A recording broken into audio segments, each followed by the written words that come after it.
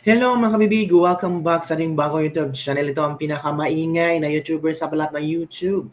Ako si Kabibig, maglabag-labag na tongue with evidence. So ito Kabibig ha, for 3 consecutive years, panalo ulit si VP Sara laban kay Marcos Jr.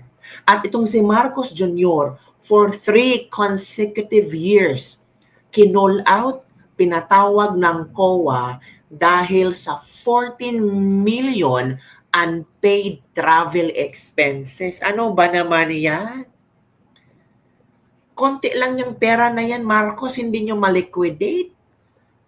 Akala namin sasakay-sakay kayo ng eroplano. Hindi pala yan na-liquidate. Walang liquidation. Uy, nasaan ang pera? Yung sila sa Marcos ba, yung sasakay sila sa eroplano, may mga pa-flowers dyan, parang hari at reyna, may pa-flowers, pababa, pataas.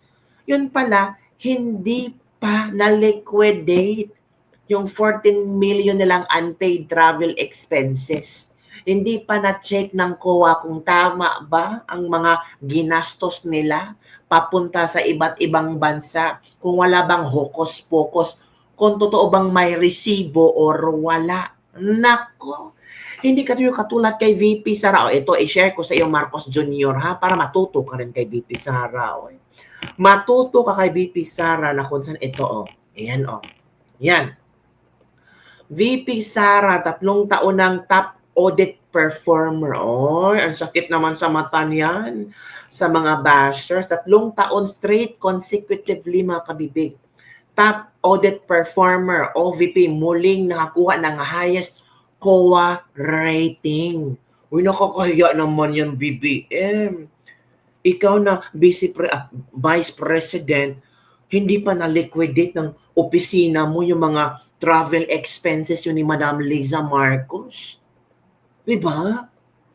Naku, nakakahiya naman yan. Travel kayo ng travel sa saang sulok ng mundo pero hindi pa na-liquidate. At hindi lang ngayong taon na to, yung previous na taon, merong mga liquidations na questionably din.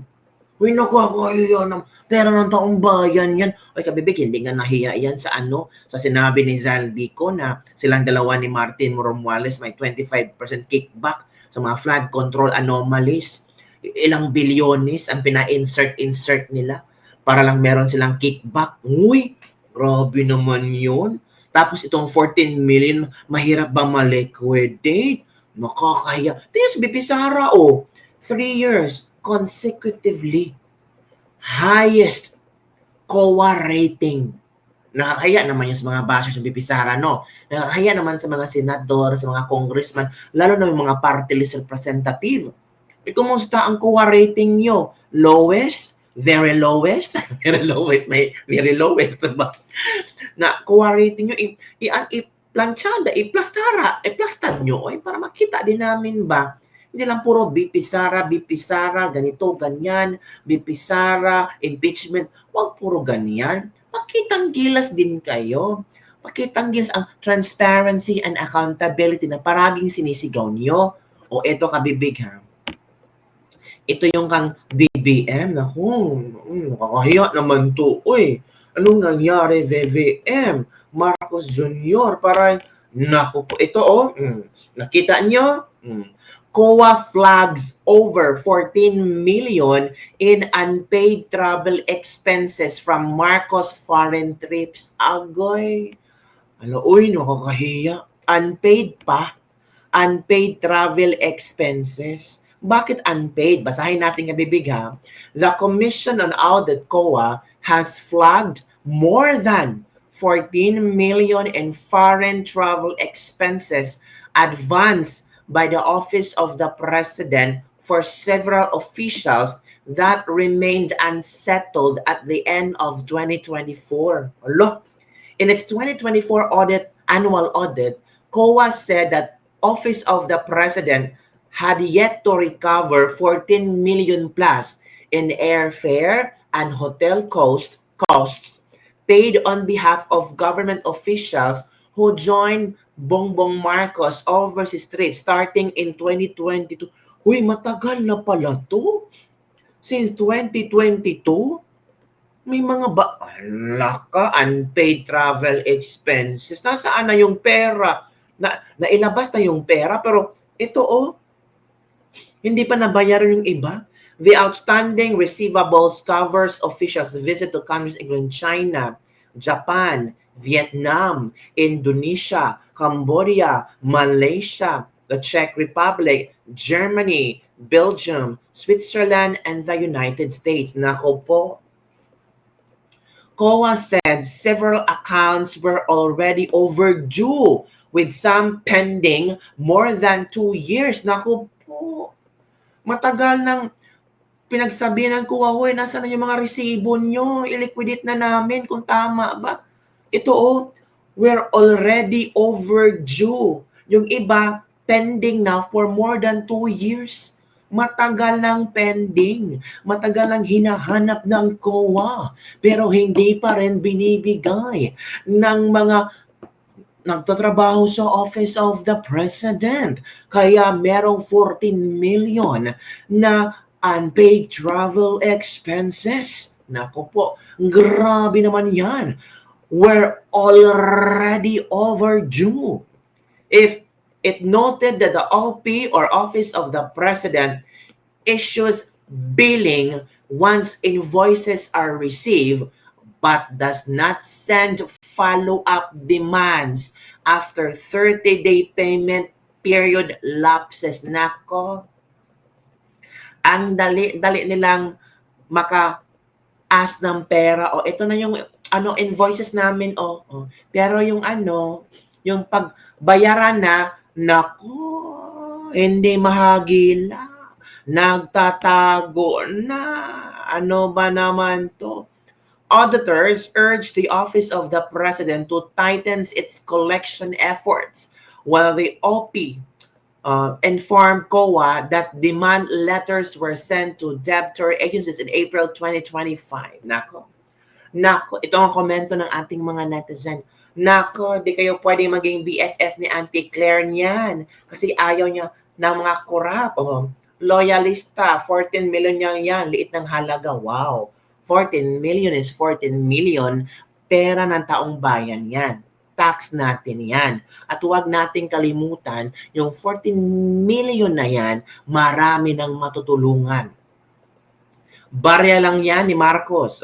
The way I read just liquidation of money advance report is not too clear, sabi ni Annalyn Evan. Liquidation nga kasi advances kung ganon kasimple. Ang OP nag-a-advances sa mga agencies until now, ang mga agencies na ito pa rin, ibinabalik ang yung pera na ini-advance ng OP sa kanila. Bawiin nyo yan, mag-resign na kayo ng magkakuha. Sa US ba naman mag-party, sabi ni Manang? Hulog sabi, uy, grabe naman kayo. Maibihin naman yung nakulimbat, kaya walang problema. Kuha, baka kayo na next ipatanggal kasi nasabi ko na totoo. Nagpapatawa akbar ang sunod. Mag-ingat kayo, Kowa. Baka kayo na naman susunod na pang-initan ng BBM. BBM, baka gusto mong pumunta ng Pluto. Hala ka. OP should set a good example. Siya ang leader. 2024 pa, hindi pa ma-settle ang travel expenses. Mahiya naman kayo. Yun ang mga komento ng ating mga netizen. Hindi natin pwede makontrol ang ating mga netizen tungkol sa issue na ito. Kasi ang COA na ang nag-flag. Ang COA na ang nagsabi na meron talagang hindi ka nais. Naku, paano ba yan? Nakakahiya naman yan, di ba? Nakakahiya talaga. Ay, nako, di ba? So, mga kapibig, ano ang iyong reaction hinggil dito? Yung iba sabi, okay lang yan. Presidente kasi niya, hawak niya ang pera. Walang problema yan. Naku po. Di ba? Ano ba naman yan? Nakakahiya. Ano ang iyong reaction, komento, hinggil? Okay lang yan. Ako hindi. 14 million is still 14 million. Kailangan i-liquidate yan. At kailangan talaga malinis ang pangalan ng Office of the President. Kasi sabi ng isa netizen, sila dapat maging leader. Kasi kung once ang Office of the President, yung COA rating is highest COA rating sila ang dapat maging modelo sa ibang mga ahensya. Diba? Kung ngayon, ang VP na, ang Office of the Vice President na, ang highest COA rating. So parang baliktad. Dapat sana ang president, ang Office of the President dapat ang maging role model sa ibang mga ahensya para i-follow. Parang ang Office of the Vice President na ang naging role model ngayon. Anong nangyayari? Anong kaguluhan diyan? Linisin nyo. Nakakahiya. Pa-travel-travel pa naman si BBM. Iba't ibang bansa. Ang dami pang kasama niya. Tapos meron kayong, pinatawag kayo ng COA, flag kayo ng COA. Matagal na daw, 2 years, yung iba 2 years na. Tapos magbibigay na ng invoices tapos hindi na mahagilap. Ano ba naman 'yan? Nakakahiya. Gawin niyo ng tama yung trabaho niyo, binabayaran kayo ng tao. Oo, tax namin ang binabayad namin sa inyo para magtrabaho ng properly, orderly, and religiously. 'Di ba? Nakakahiya. So ano ka Bibig, ano ang iyong komento hinggil dito? Talo na naman si BBM, panalo na naman si VP Sara. COA highest rating, Office of the Vice President. COA pinatawag ang Office of the President dahil sa 14 million unpaid travel expenses. Grabe.